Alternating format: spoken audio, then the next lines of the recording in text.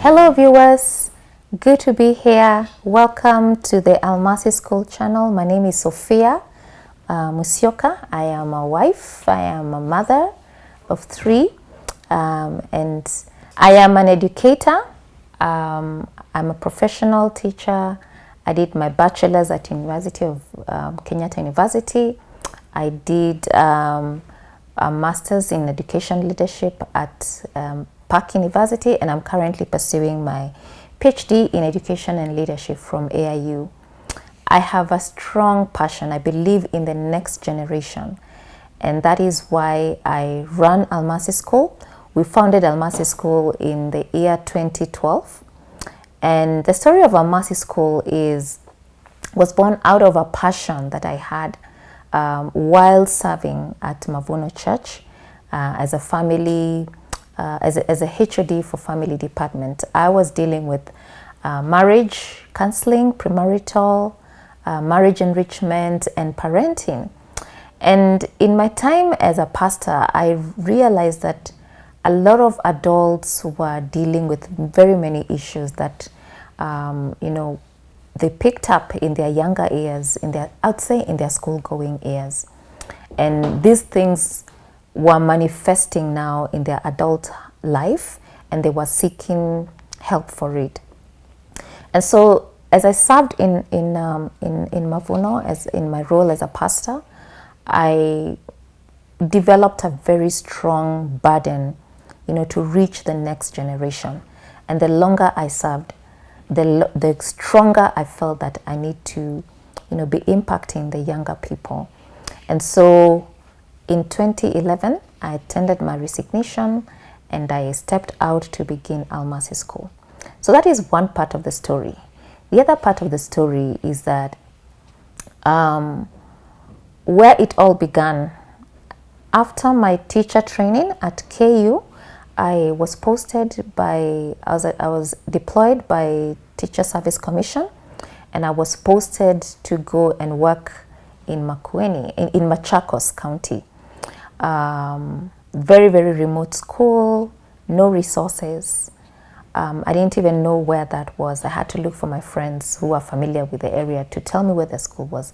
And so I reported as a graduate teacher, 1997. I was to teach a Form 4 class, English and literature. And when I arrived at my station, it was such a shock because there were no textbooks. These students had never covered even Form 3 work, and they were an exam class, a candidate class. So no teachers' resources, no pupils' book, work not covered. So it was such a daunting experience for me. And so what I did, I remember on my first weekend, I came back to the city. I bought, teachers' books, people's books, literature books. And those are the days when, the syllabus for literature used to change. So it was a new book, so I had to read.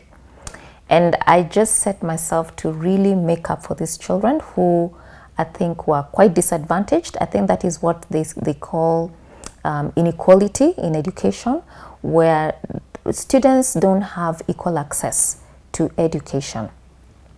This Form 4 class that I was teaching was going to sit the same exam as other students in Alliance and in other high cost schools. They were going to sit the same exam, and here they were not having covered the syllabus. And so my heart really went out for these children, and I began to teach. I used to teach all the time. I used to teach at lunchtime. I used to teach at night during prep. Every little opportunity that I had, I was in class. Until it came to a point where my students didn't like it. But out of that experience that I had, by the way, the story was that at the end of that year, my candidate class got a mean grade of D in English. And there was such excitement in that school because it was such a long time since they had ever seen anything close to a D. They used to get E's, and so the headmaster was very excited. He was saying, you've done so well. We need to make you head of department. But I think, unfortunately, I stepped out before that promotion came. But what happened then is that I began to think about my children. I was single, I didn't have a child, but I began to think about my children and the reality of inequality in education. And somehow I knew that I wouldn't last in the public school system for long, because I felt that I was powerless to make an impact. Yes, I had made a difference in a small way, but I wanted to make a difference in a bigger way and in a way that I had more control over. So I stepped out of the public sector. I went into the private sector as a primary school teacher. In the private sector, I encountered what the realities of exam cheating. By the way, it is both exam teaching and exam cheating. It's the same thing. It happens at the same time. So I went into this private school, and the whole setup is that as a teacher, your promotion is pegged on you working miracles with the children. The reality with the private sector was that there was a lot of exam teaching and exam cheating. I know that is like a tongue twister, but how it worked is that as a teacher, you had to keep your job, and keeping your job meant that your class is passing the exam. And so the proprietor is happy, they get more business, the parents are happy because their children are bright. And that was the vicious cycle. And so I taught all I could. Of course, I didn't do what people were doing, and my students did what they needed to do. But after a while, I couldn't just keep up with the system. For me, it was a very toxic system. And so I stepped out.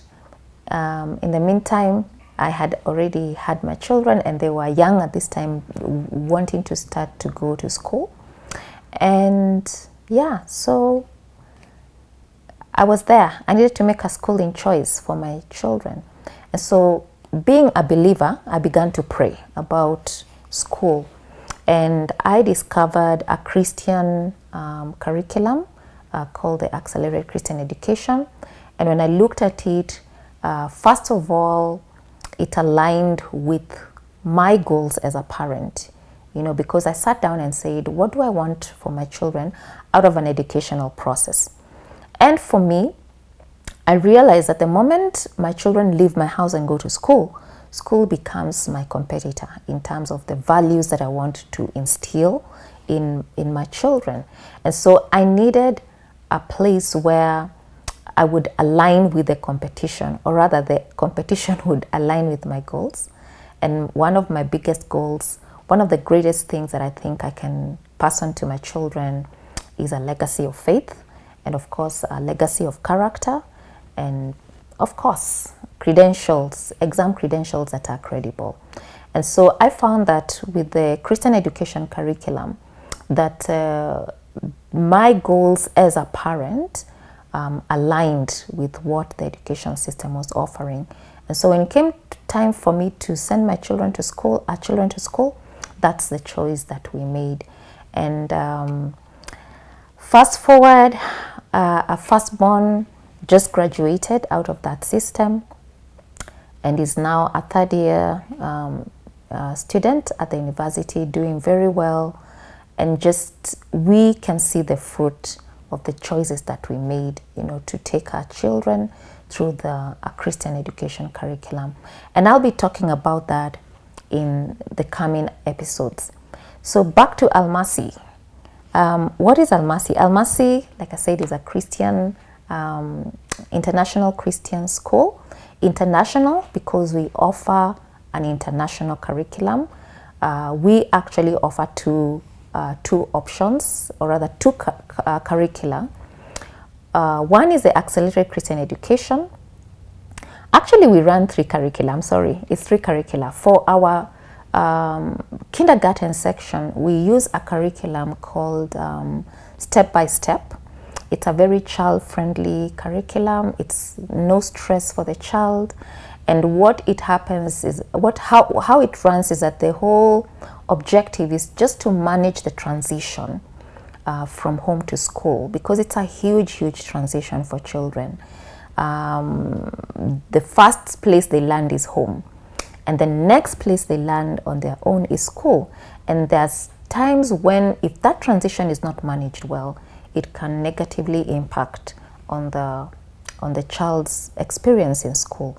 And so we are very keen, and the whole thing about that section, year 3 and 4, is to just hook up your child with a love for school, a love for learning, to excite them about the schooling, the whole schooling idea, because they're going to be, by the time your child is 18, which is about the time that they leave school, they will have spent, about 15 of 18 years of their lives in school, 9 months a year, 8 hours every day. That is a very long time. They will actually have spent 70% of their entire life in school. And so we are very passionate, about ensuring that that child is set upright, the foundation is strong, and that they are able, to pursue learning without any hitches. So that is the step-by-step curriculum for our kindergarten. And then from grade 1, we use the ACE curriculum. ACE stands for Accelerated Christian Education. This is a curriculum that has been used for over 45 years. It was first established in 1970.